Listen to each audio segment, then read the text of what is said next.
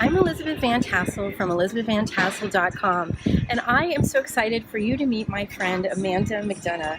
Welcome to talking with us today, Amanda. Hi, thanks for having me. Hi, everyone. Yeah, a little bit about your journey. Well, I actually have an interesting story. I was born hearing, and I started losing my hearing. I was diagnosed with hearing loss at the age of 4, and as I got older, my hearing declined until one day when I was in college, I woke up and I had nothing left. I had no hearing left.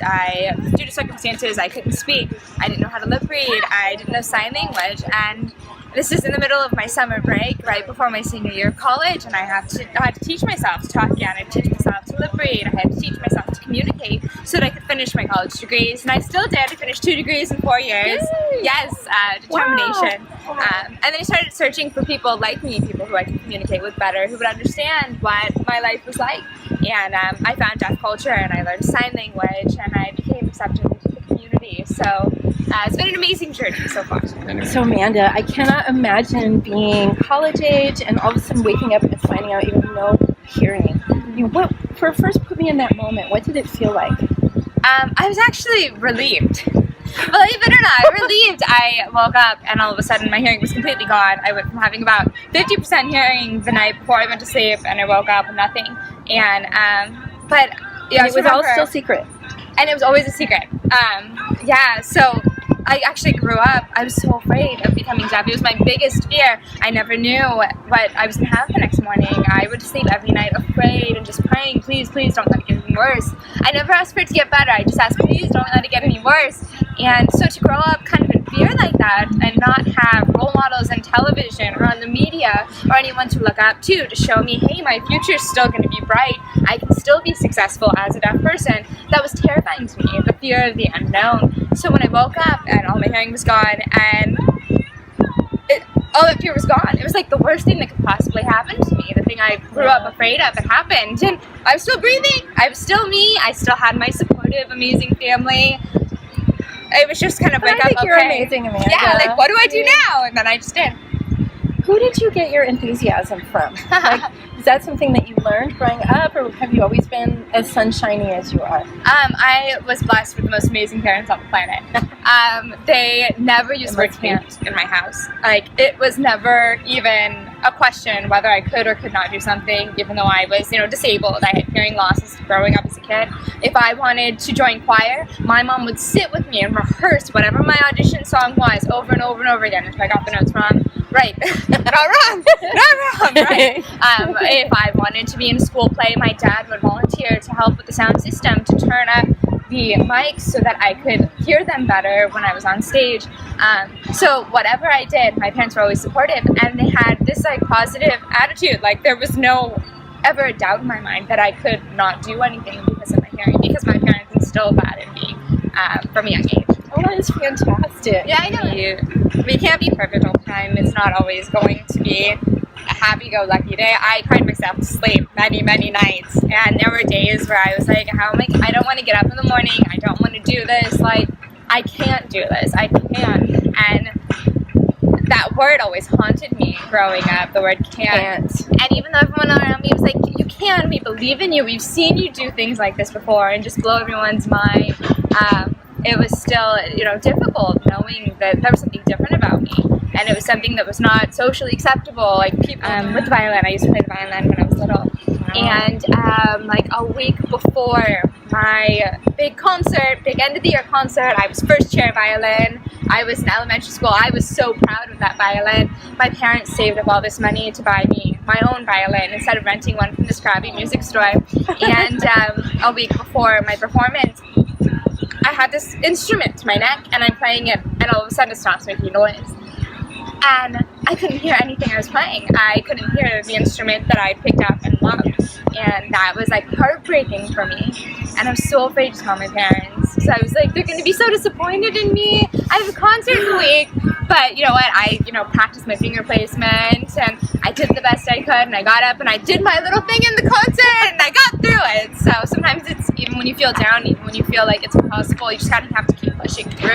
Until I was like 23. Oh no, they had no idea. My dad was so mad. He was like, I just spent all this money on this violin for you, and you're not touching it. You love the violin. What's going on? I was like, I don't like classical music anymore, and I just walk out of the room. But yeah, I know. But after, they're like, well, if you would have just told us that, we could have helped you start a new instrument or something. And I was just like, well, I wish I had known that before. You know, when you're a kid, you don't always see that your parents really will do anything for you and help you with anything that you're struggling with. Yeah, definitely. And so what do you think when you reach down inside of yourself? And even now, are there lessons you learned in that period of life that help you with everyday life now? Oh, absolutely.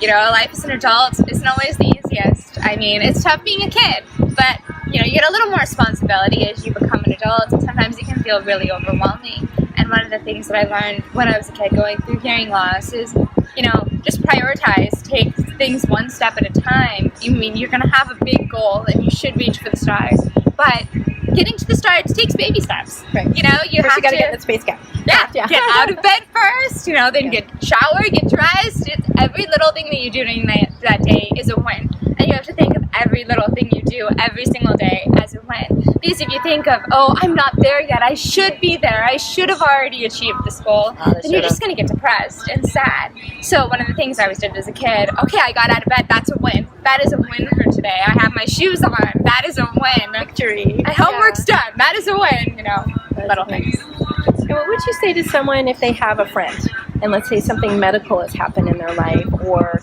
it is a hearing loss or some other kind of loss? What do you wish that people had treated you, in that when you were that age? What were you wishing for? Because sometimes it's hard for kids to know, how do I help my friends when they're in that position? Should we just pretend everything's normal, or is there a couple things you could give them a hint about? It's a really good question. As far as general medical situations, let your friend come to you and talk to you about it. Don't badge them about it. Let them know, hey, I'm here for you. If you're going through anything, don't worry about it. You got me on your side. And let them let you know what you can do to help them. When it's more specific to hearing loss, if you have a friend who wears hearing aids, always look at them when you're talking to them. Speak clearly. Don't try to over-exaggerate. That just makes you look funny. Speak clearly, speak normally, and, make it so that they feel comfortable asking you to repeat a sentence. Don't just be like, oh, never mind. It's okay. I'm not going to repeat it again. Just, feel comfortable repeating it. Make them feel comfortable around you. So, just maybe it's not that big a deal. Try it, and okay, it's a new normal. It is. We'll turn the page. Yeah. And sign language is awesome. And there's classes and free classes. You can even learn from your friends if they do sign. Amanda, the main character in my book is deaf. I've heard. What would you be most excited to see in any character in a fantasy novel? Oh man, for a deaf character, fantasy novel, I would love to see, strength, perseverance, all the positive things that make up a deaf person, because we really are, we're strong in community, we're supportive of each other, we're accepting of people with differences, and we do have this inner strength that I think really just shines sometimes. So I'd love to see that. I can't wait to read your book. I'm wondering, when you were going through those struggles, were there some books that you read that kind of gave maybe a courageous character you liked? And you're an actress. I mean, you must find courage through some of the characters you portray or you've read about. Who comes to mind? Oh my gosh, I was obsessed when I was in junior high and high school with this book series called A Great and Terrible Beauty by Libba Bray. And it has this main character, Gemma Doyle, and she, really she's an outcast, she's like the oddball, just trying to fit in and trying to go through life. But there's also magic involved, and there's this great mystery, and I love things like that. I was also obsessed with the Harry Potter series, because who wasn't? It's amazing. If you haven't read it, come on, you're late to the party. But yeah, those were the two that I was really, really into. I also read Lord of the Rings, and I was obsessed with Jane Austen, anything Jane Austen. Especially Pride and Prejudice. I like both ends of the line there myself. Yeah, it's both sides. Anything British. And really, anything British. Oh goodness. Yeah. Oh my. Yes. It's hard out. What if you woke up tomorrow and the dream role appeared in an envelope, a golden envelope for you? What would that dream role be? Oh, definitely Gemma Doyle in Great and Terrible Beauty. I loved that book growing up, and I just been dreaming about playing her. What would you be wearing? Put me in the character. What would you be wearing? British 18th century corset gown. Because what girl doesn't dream of wearing that? Yes, yes. Although I like hair dryers. Yeah, but okay. Yeah.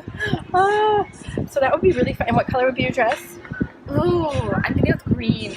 That's a good green. Yeah, that's my son's favorite color. Yeah, all the time. Good choice. As you can tell, yeah, all the time. Right now I have a new 7-Up campaign called Music Lifts You Up out, and it's playing, this version's been playing on television right now, so you might catch my face in that, and if you go to YouTube, go to 7up/Deaf Concert, you'll see more of me, some behind the scenes footage of how we filmed the commercial, and I actually have upcoming, I have a co-star role in the show Switch to Birth on Freeform. Her name's Jenna. You can check her out in the new season. So yeah, I'm pretty excited about that. So can you give us any hints about what's going to happen, or whether it's sad or a happy role? Well, Switch to Birth, we always bring the drama. So be prepared for some drama on this season. Okay, gotta have my Kleenex. I'm sorry? Do I need my Kleenex? Yeah. Kleenex. Oh, Kleenex always. Oh no. Okay. We'll be tough. Okay, we'll wait for that. That sounds good. And I'm gonna ask one last question. I talk a lot about resilience because we're wildfire survivors, and we've been through some crazy medical crises as well in our family, and some miracles, and also just some complete losses. When I say the word resilience, what does that mean to you? Oh, inner strength. You have to believe in yourself and believe that you can get through it and know when to ask for help. Because you can be stubborn and try to get through the hard times yourself, but most of the time it's not going to work. Sometimes you need a little help, a little lift, someone to pitch in, and family and friends are a great support system for that. Your family sounds amazing. Yeah, I want to meet. Let's take them to lunch today. Yeah.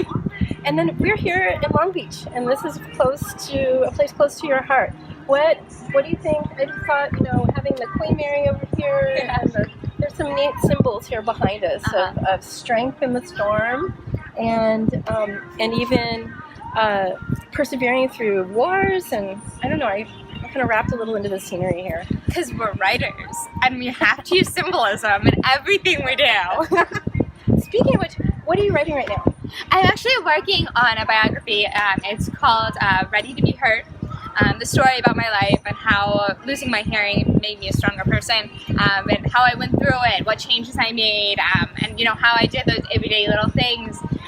So just kind of a book about that, and I'm hoping that it'll help people in hearing culture and deaf culture understand what it's like for people who become deaf later in life. Yeah, Amanda, your smile and your winsome personality just lift me up like that, like the 7-Up, the buffalo. Yes. Yeah. Thank you so much for talking today. Oh, thank you for inviting me. Encouraging us all to keep fighting and to keep aiming for the stars. Oh, thanks so much. Yeah. Thanks for having me. It was so nice to meet you all. Bye. Bye.